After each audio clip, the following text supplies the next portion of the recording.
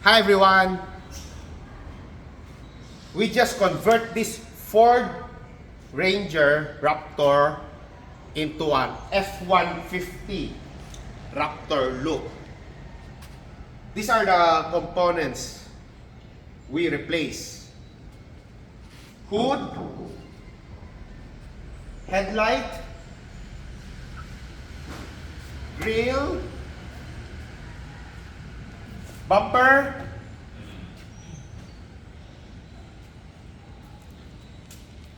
front fender,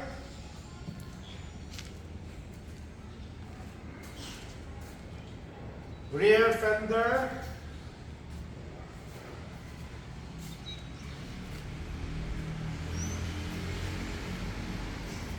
taillights,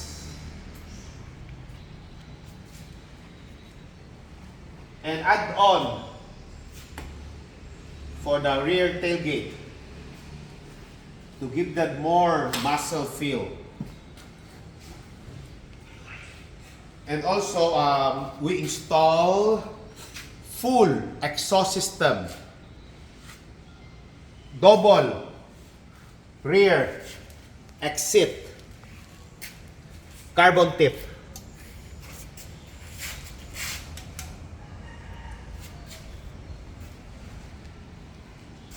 We also lift 2 inches lift using King coil spring. This is the rear spring.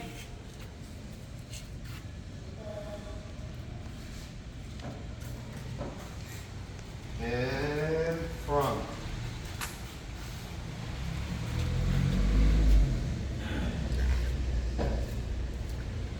We only use the stock suspension. Okay. For the rims and tires, we use the fuel wrapped in BF Goodrich KM3 tires, mud tires, to give that muscle look on the unit. See the stance of the vehicle. We'll be also replacing the side mirror soon to a bigger one. We're just waiting it to arrive.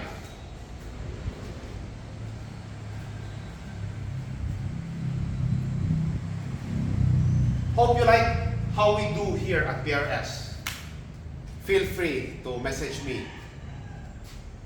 Please subscribe also to my YouTube channel, PRS CAR ACCESSORIES and Services. See you here, guys. Bye!